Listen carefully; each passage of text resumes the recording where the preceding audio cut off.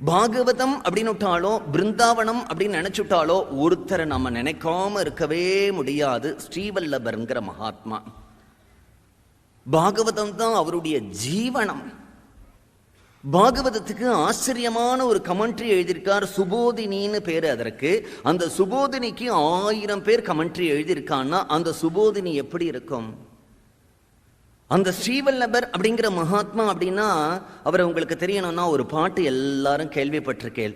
அதரம் மதுரம் வதனோ மதுரோ நயனோ மதுரோ அசிதோ மதுரம் ஹிருதயோ மதுரோ கமனோ மதுரோ மதுராதிபதே அகிலோ மதுரம் வச்சனோ மதுரோ சரிதோ மதுரோ வசனோ மதுரோ வலிதோ மதுரோ சலிதோ மதுரோ பிரமிதோ மதுரோ மதுராதிபதே அகிலோ மதுரம். மதுராஷ்டகம்னு பேரு. கிருஷ்ணனுடைய ஒண்ணு அனுபவிக்கிறார். கமனோ மதுரம். கிருஷ்ணா, நீ நடந்து வர அழகு எப்படி இருக்கு? ஆசீதம், நீ சிரிக்கிற பத்தியா புன்முறுவல் எவ்வளவு அழகா இருக்கு. ஹிருதயம், உன்னுடைய கோமளமான ஹிருதயம் எவ்வளவு மதுரமா இருக்கு. அதரம், உன்னுடைய உதடு, உன்னுடைய முகம், வதனம், நயனம் ஒன்னா பார்த்து மதுரம் மதுரம் மதுரம் மதுரம் மதுரம்னு அப்படி ஒரு மதுராஷ்டகம் பண்ணினவர் ஸ்ரீவல்லபர். ஸ்ரீவல்லபருடைய அப்பாவுக்கு லக்ஷ்மண பட்டர்னு பேரு. பூர்வீகம் அவர்களுக்கு ஆந்திர தேசம். கொஞ்ச நாள் காசியில போயிருந்தா நிறைய யாகங்களை பண்ணக்கூடியவர்கள் அவர்கள். அவ பரம்பரையில நிறைய யாகம் பண்ணிட்டு வரா. அவளுடைய பரம்பரையில ஒரு வதந்தி இருக்கு. 100 சோமயாகம் முடிஞ்சதுன்னா ஒரு அவதார புருஷன் பிறப்பான் அப்படிங்கிற ஒரு வதந்தி இருக்கு. இந்த லக்ஷ்மண பட்டருடைய காலத்துல தான் 100 சோமயாகம் முடிஞ்சது. மனைவி கர்ப்பவதி ஆனா. அப்ப காசியில கலக காலமா இருந்ததுனாலே தன்னுடைய மனைவியை கூப்பிட்டு தன்னுடைய தென்னிந்தியாவுக்கு வந்துடலாம்னு அவர் நடந்து வரும்பொழுது மத்திய பிரதேசத்துல இன்னைக்கு சம்பல் பள்ளத்தாக்குன்னு ஒரு இடத்துக்கு வரார். காடு. பிரசவம் ஆயிடுத்து அந்த அம்மாவுக்கு. குழந்தை கீழே விழுந்தெடுத்து கூட ஒரு உதவிக்கு கூட ஒரு பெண்மணி இல்லை. தொப்புள் கொடிய கூட கட்டுறதுக்கு ஆள் இல்லை. குழந்தை பிறந்த உடனே கையை வச்சு பார்க்கிறார், மூச்சு இல்லை. அந்த குழந்தையினுடைய கை கால்கள்லாம் ஒரு அவதார புருஷனுக்குரிய ரேகைகள்லாம் இருக்கு, சாமுத்திரிகா லட்சணங்கள்லாம் இருக்கு. ஆனா அந்த குழந்தை செத்து போய் பிறந்திருக்கு. அவர் பார்க்கிறார், மகான்கள்லாம் சொன்னது சத்தியம்தான். அவதார புருஷன் பிறப்பான்னா அவதார புருஷன் பிறந்துட்டான். ஆனா அந்த அவதார புருஷன் என் கூட வாழறதுக்கு நான் பாக்கியம் பண்ணல போல இருக்கு. அதனால இந்த குழந்தை இப்படி இறந்து பிறந்திருக்கே அப்படின்னு சொட்டு அழறார். காட்டுல எங்க இருக்க முடியும்? இந்த குழந்தையை தூக்கி போட்டா மிருகங்கள் வந்து சாப்பிட்டுடும். என்ன பண்றதுன்னு தெரியல. ஒரு வன்னி மரம் இருக்கு, அதுக்கடியில ஒரு பொந்து தோண்டி அந்த குழந்தைய வச்சுட்டு சத்தைகள்னால மூடிட்டு போயிட்டார். பக்கத்துல ஒரு கிராமத்துல அவரும் அவருடைய மனைவியும் தங்கி இருக்கும் பொழுது இவர் நித்தியம் அக்னியை தானே உபாசனை பண்றார். அந்த அக்னி தேவன் அவருக்கு பிரத்யட்சமாகி சொல்றான், உன் குழந்தை செத்து போகல, பிறக்கும் பொழுதே சமாதியில இருக்கான் அப்படின்னு சொல்றான். எப்படி இருக்கும் அவருக்கு? உடனே கிட்டு ராத்திரியோட ராத்திரியா அந்த காட்டுக்கு ஓடுறார். அக்னி சுத்தி அந்த குழந்தையை காப்பாத்துறது, ஆதிசேஷன் வந்து கொடை பிடிக்கிறது.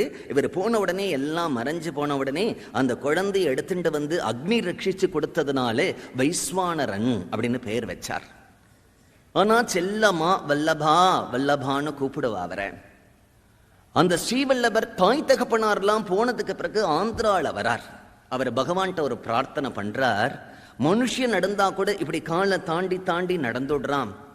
ஒரு ஆடு மாடு நடந்தா கூட காலை தாண்டி தாண்டி தாண்டி நடக்கிறது.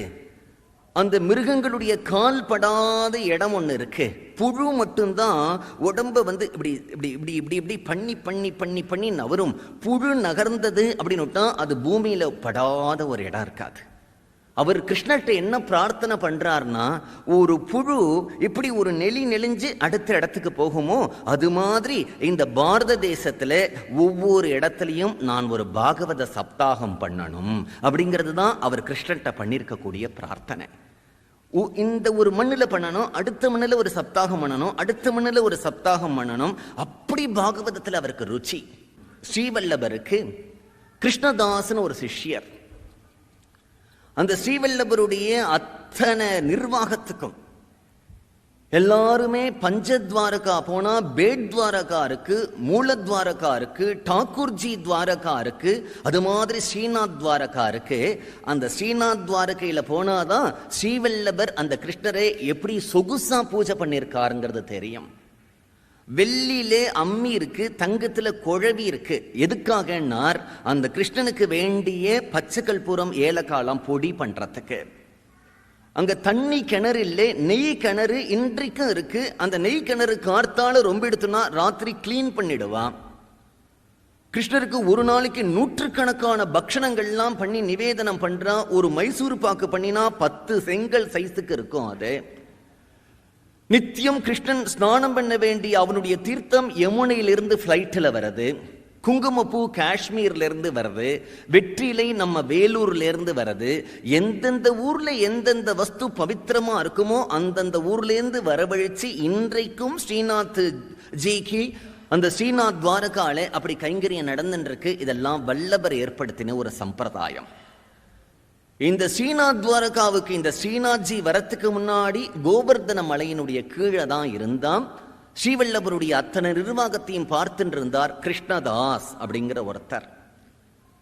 கிருஷ்ணதாசர் ஸ்ரீவல்லபர் கிட்ட போய் கேட்கிறார், எனக்கு நீங்க ஏதாவது ஒரு உபதேசம் பண்ணணும், ஏதாவது துவாதசாட்சரி, தசாட்சரி, மகாமந்திரம் ஏதாவது உபதேசம் பண்ணணும் இல்லையா? அவர் சொன்னார், உபதேசம்னா மந்திரம்னு நினைச்சுக்காதே, நீ நிர்வாகத்தில் இருக்க, எந்தெந்த இடத்துல அபூர்வமான உயர்ந்த வஸ்துக்களை பார்க்கிறையோ அதெல்லாம் நம்முடைய ஸ்ரீநாத்ஜிக்கு கொண்டு வந்து சமர்ப்பிக்கணும், இதுதான் உனக்கு உபதேசம் அப்படின்னுட்டார். அப்பெல்லாம் ஒரு ஜட்கா வண்டி, அந்த ஜட்கா வண்டியில அடிக்கடி கிருஷ்ணதாஸ் மதுராவுக்கு போவார். பிருந்தாவனம் கோவர்தனத்திலிருந்து அந்த ஸ்ரீநாத்ஜிக்கு வேண்டிய சாமான்கள்லாம் வாங்கிட்டு வரத்துக்கு. அப்படியே போகும் பொழுது ஜட்காவை ஒருத்தர் ஓட்டிண்டு போறார். மேனேஜர் கிருஷ்ணதாஸ் உட்கார்ந்துட்டு போறார். போகும்பொழுது ஒரு அருமையான சங்கீதம் அவருடைய காதுல வந்து விழருது. இப்படி சுஸ்வரமா கோகில கண்டமா யார் பாடுறா?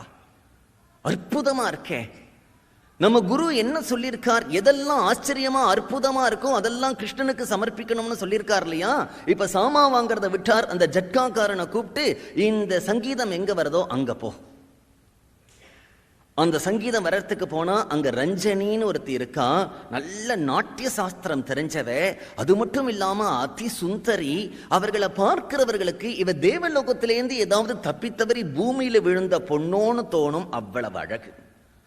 நாட்டிய கௌசலம்னா அப்படி நாட்டியம் ஆடுவா, பாடினா அப்படி பாடுவா. கிருஷ்ணதாஸ் பார்த்தார், நம்ம குரு என்ன சொல்லியிருக்கார்? எதெல்லாம் உயர்ந்ததுன்னு சொல்லியிருக்காரோ அதெல்லாம் ஸ்ரீநாத்ஜிக்கு தானே. இவ இவ்வளவு அழகா இருக்கா, இவ்வளவு நன்னா பாடுறா, இவ்வளவு நன்னா நாட்டியம் ஆடுறான்னா இவ 10 பேர் முன்னாடி ஆடக்கூடாது, ஸ்ரீநாத்ஜி முன்னாடி தானே ஆடணும்.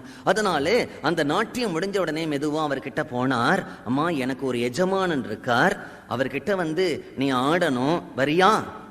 அவ கேட்கிறா, எஜமானன் அப்படின்னு நீ யார் கூப்பிட்டானோ நான் வரமாட்டேன். நான் பாட்டுக்கு கச்சேரியில் உட்கார்ந்துண்டு இன்னைக்கு பைரவி எடுத்து அழகா பாடுவேன். அங்கிருந்து கச்சேரி முடிஞ்ச உடனே ஒருத்தர் வந்து நீங்க அட்டானா பாடினேலே நன்னா இருந்தது அப்படின்னா எப்படி இருக்கும்? அது மாதிரி நான் எவ்வளவு அழகா நாட்டிய கௌசலத்தோடு அந்த நாட்டிய சாஸ்திரம் தெரிஞ்சுட்டு ஆடுறேனோ அத மாதிரி ரசிக்கிறதுக்கு ஒருத்தர் இருக்கணும். அதனால ரசிகோவா. அவ கேட்கிறா, நீ ஒரு எஜமானனை பார்க்க கூப்பிடுறியே, அவர் ரசிக்கிறா. உடனே கிருஷ்ணதாஸ் சொல்றார், அவன் ரசிக்க சிகாமணி, அவனுக்கு மேல ஒரு ரசிகேந்திரனை நீ பார்க்கவே முடியாது. அப்படியா? அழகா இருப்பாரா? மன்மத மன்மதோ விஜயத்தே. கோட்டி மன்மதன் சேர்ந்தாலும் கிருஷ்ணனுடைய அழகுக்கு சமமாக மாட்டான்.